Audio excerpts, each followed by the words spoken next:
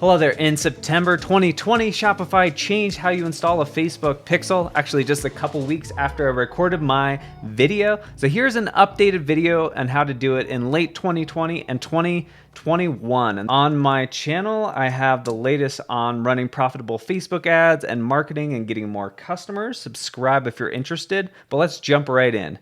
I'm going to Google Facebook Business Manager.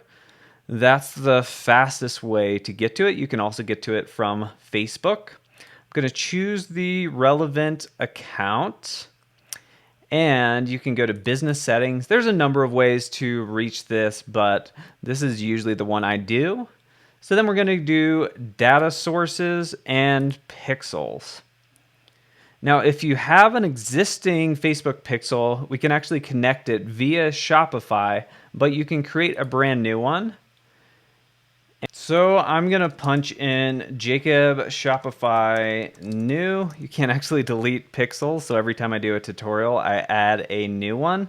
So this is kind of a roundabout way that you have to do things, but this is what's working best right now. So you'll choose Set Up Pixel Now, and you will go to Add Code Using a Partner Integration. And surprisingly, this has not been updated. So I figured out exactly how to do it. So I'm going to choose Shopify. So now the pixel has been created. I'm going to turn off advanced matching.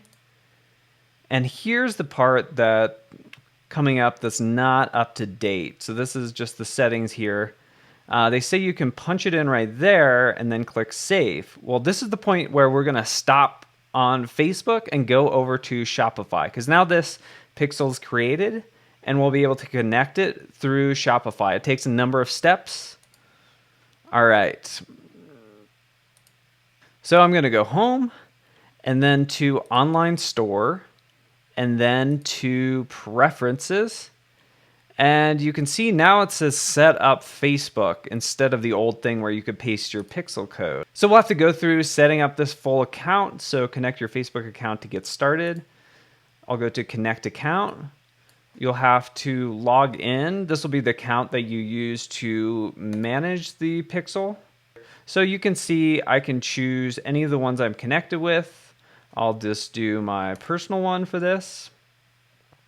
You can also connect it to some pages. So there's a lot more extra steps, but at least you're going to have greater integration going forward. You'll want to choose, I'm going to do United States. Go through all of that. Advanced matching, you want to make sure that's enabled. Terms and conditions, you want to accept those. I actually had to refresh the page. It was grayed out, and then read through them and accepted them. Then you can go to finish setup. Give it a second. It says you're ready to use Facebook marketing. Now we're going to go to settings, and you'll see our different accounts, and by default it'll just connect with one of the pixels. We want to go to marketing settings and then pixel tracking. So right now it's defaulted to my main pixel, my first pixel, but we want to disconnect that. So we'll click disconnect, and now we can connect any pixel that we want. So you can see Jacob Shopify new, that's the one that I just created. Now we can click connect. All right, so now we can go back to Facebook. These were not helpful, but we can click continue, and we can actually verify the connection. So punch in your website. You may know it off the top of your head. Otherwise, you can just grab it from right up there. And we'll send test traffic. Sometimes you have to give this some time. Sometimes it does show red for a little bit, and you have to wait a tiny bit. But let's see if it popped up green. Now we do continue.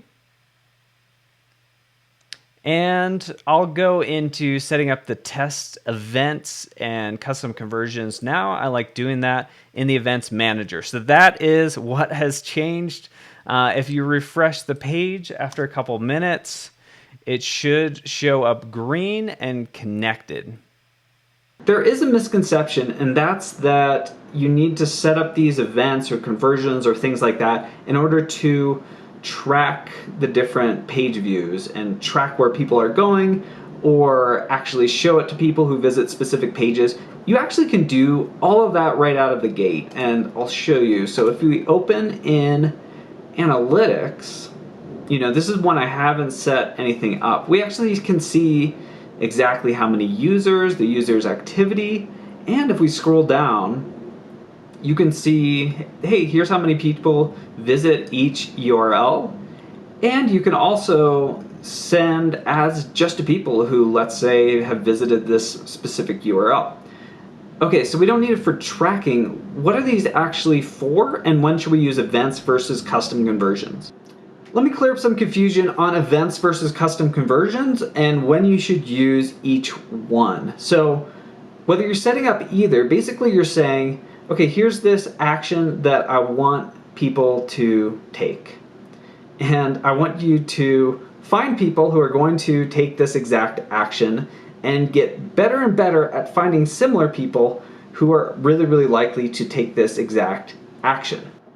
Okay, so let's say you sell granola bars. You may have different variations, different flavors, a 6-pack, a 20-pack, things like that. But you have that one core audience that's really interested in buying granola bars. It's a similar audience. So with a lot of people, you can just set up a purchase event for anyone who buys these, anyone who hits the thank you page, because then when it goes to find other people who also make purchases, it'll find people similar to the people who bought. So it's really, really good that that's just set up as a general purchase event.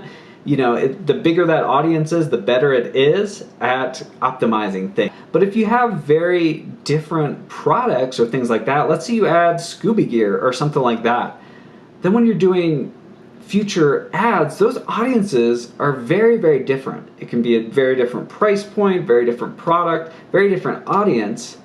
All of a sudden it's going to get really confusing because it's going to try to optimize for purchases in the same way it did with granola bars. Or, if you create a lookalike of, hey, create an audience similar to people who made a purchase, the granola bar people are going to be vastly different than the scuba diving people. So in this point, you can actually create a custom conversion, which is basically like, okay, here's an audience of just people who buy high-end scuba gear. Like, that's what we're tracking. So these things are separate so that the granola bar, it can just optimize for people who buy granola bars, and then you have the separate custom conversion over here that is tracking, the people who want to buy scuba gear. And that way both of them can optimize separately. So that's when you want to actually start to use custom conversions. So your audience could be entrepreneurs, but you have one $5 course aimed at people who are just starting off, and then a $1,000 course aimed at people who are really successful and have been in business for years and years. Well, those are very different products aimed at very different people, very different price points. So you probably want to make one like a purchase thing, but you'd want a custom conversion, let's say for the $1,000 course. All right, now that we got that out of the way, let's actually set up, first I'll show you how to set up events. So we go to that pixel, we do open an events manager. So by default, it's probably going to try to set up some events like, hey, we think that this page means that someone made a purchase, but you always want to double check all of your thank you pages, all of your checkout pages to make sure that that's set up correctly, because otherwise it's not going to track your ad campaign properly, which is a huge, huge deal. So we want to go to settings, and you do want to make sure that the advanced matching is on. That's just really helpful. And we can go to event setup tool. You can also find that exact same thing by going to add events from the pixel, launch event setup tool, and then you can actually go to each page individually and make sure the events are set up correctly. So let's go open website. So we can track by people clicking a button or by people hitting a specific URL, and then that meaning that they took a specific action. So I actually don't like tracking by button clicks. I'll show you how to do that, but then I'll talk about the big downsides. So Like, here's this strategies to optimize and improve any ad campaign. People just punch in their name and email and they get instant access. So we can just click on that, and then when anyone clicks that button, we can say, hey, they become a lead. Awesome. If I click confirm, then this will be an event on this page on that button. But here's the problem. Let's say I punch in my info and I get one letter wrong in the email and click submit, or just tap it by mistake as I'm scrolling through or anything like that. It's going to register that as being a lead. Or let's say someone goes to make a purchase and they click the button, but then the page crashes and doesn't go through, or they enter one number of the credit card wrong. Well, because they're clicking this button, each time it could be registering it as a purchase. So I hear that a lot where people are like, hey, it's not tracking things correctly. And often it's because they're tracking a button click, which doesn't always line up if things crash, if someone enters something wrong. So anytime you can track a URL, that is just so much better. So like if someone punches in this info, it then can take them to a thank you page, especially like with purchases or checkouts or things like that. If you do track a URL, let's say this is a checkout page, you can just do track the URL. You can do initiate checkout, and then this is optional. You can say, hey, you know, for each person who, let's say, becomes a lead, I think the value of that is $3. For each person who initiates checkout, I think the value of that's like $4. You don't have to do that, but if I do this, it's then going to add that checkout event with this page saying, hey, when someone hits this page, that means that they are in checkout. Or if it's a thank you page after someone's made a purchase, you can go to the purchase event. And like I said, it'll try to set them up automatically. If you include thank you in the URL, it can sometimes connect that with a purchase, but definitely go to every single purchase page and make sure that that purchase event is on that page, because that's essential for actually setting things up correctly. So I have this lead magnet on my website as well. So if I'm sending paid traffic, here's the page itself. And then rather than just tracking the button click, I'll show you how I'll set it up. I actually have a thank you page. So once they punch in their email, it takes them to this thank you page where they can download it. Well, anyone who hits this page is going to be a lead. It means they punched in their email, it went through, they entered it incorrectly, they didn't just click the button, they are actually a lead as well. So I will do track URL, and then I will do lead. If they just made a purchase, I do purchase, and I click confirm, and then finish setup. I'll link down to this resource below. If you're trying to get good results with Facebook ads, I think it's an essential checklist of just various strategies that I've used to run six-figure ad campaigns. It's easy to implement, but instantly helps you out. Okay, so now if we go back into that pixel, you can see the lead event has been added. We'll want to send some test traffic. You know, it doesn't always work if you just go by yourself and do one page view. So we'll go to test events, and then we can paste that whole thing, open the website. So it took a number of minutes, but now it's actually turned from yellow to green. Sometimes you have to give it a little bit of time. And now we can actually go to the details of this event. You can see which page people are hitting when it's tracking the lead each time.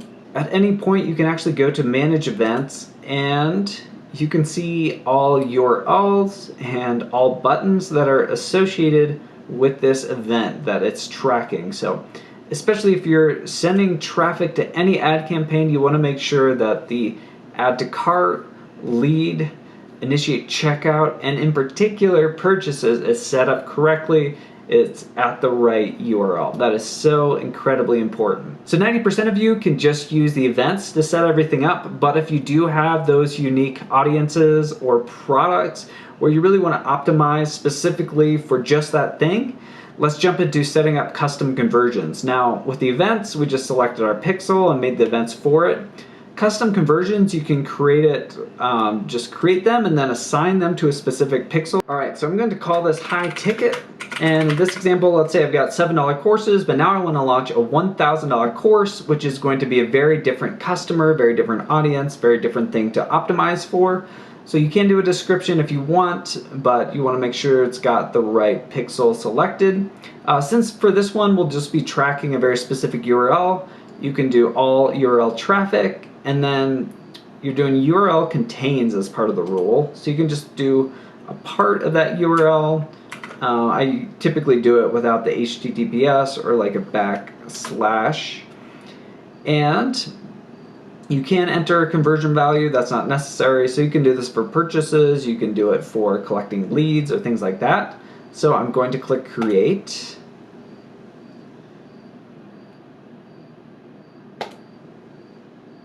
And it will show inactive at the start just because it hasn't got many people hitting that. You can refresh it, but sometimes you'll just have to wait for a little bit. Connect it with the pixel, but you also want to connect it with your ads manager. So what you want to do is you can just click share, and then under custom conversions, you have it here, but under connected assets, you can actually add your ad account.